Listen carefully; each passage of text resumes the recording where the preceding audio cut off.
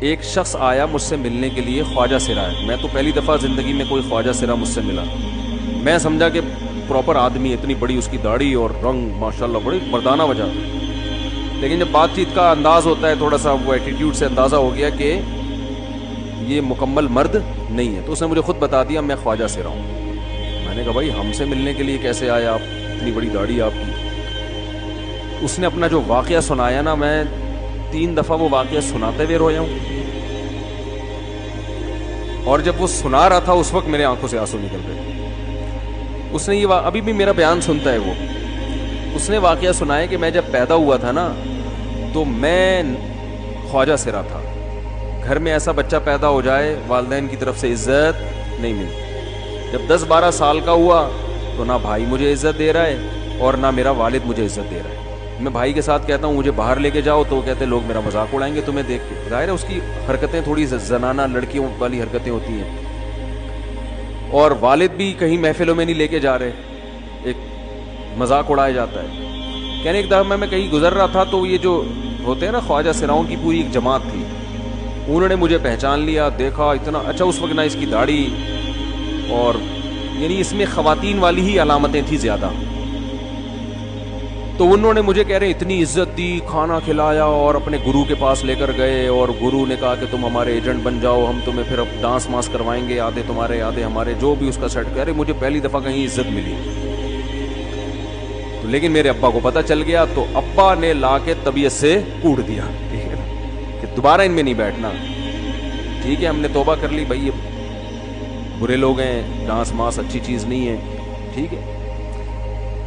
تو اب کیا ہوا، کہتے ہیں کہ پھر جو ہے نا کچھ دنوں میں کہیں کسی سے جھگڑا میرا ہوا کسی بات پہ، تو اس نے انتقام لینے کے لیے شکایت لگا دی ابا کو کہ یہ دوبارہ ان کے پاس گیا. حالانکہ وہ جھوٹی شکایت ہے. اب ابا کو لگا کہ یہ صحیح کہہ رہا ہے جس نے شکایت لگائی ہے، کیونکہ شبہ تو تھا نا ابا کو دوبارہ جائے گا. ابا نے پھر مارا. کہہ رہے میں بول رہا ہوں کہ میں نے یہ کام نہیں کیا، میں نہیں جا رہا ان کے پاس، میں نہ ناچ گانا سیکھ رہا ہوں، کچھ بھی نہیں.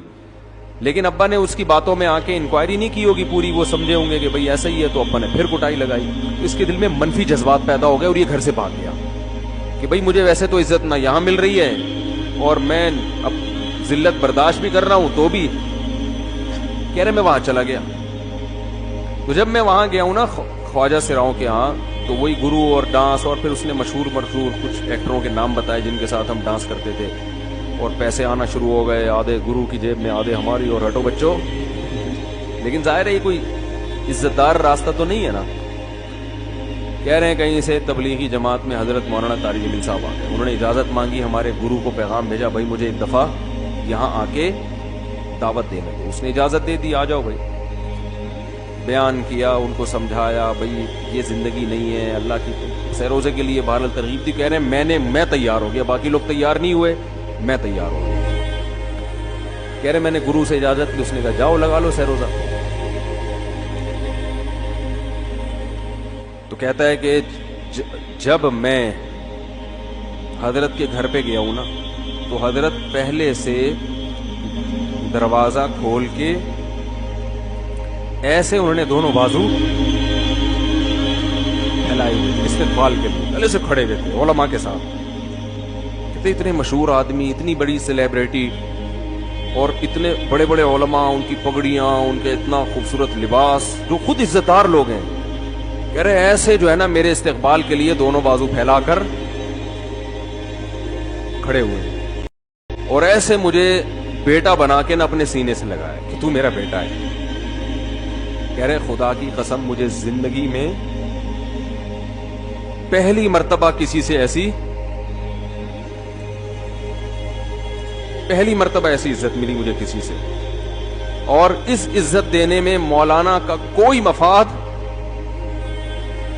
بولو بھائی کچھ، بلکہ ذلت ہوگی نا. لوگ کہتے ہیں خواجہ سرا کو بیٹا بنایا ہوا، اور اس وقت تو اس میں بیچارے میں کچھ زنانہ سی علامتیں بھی تھیں.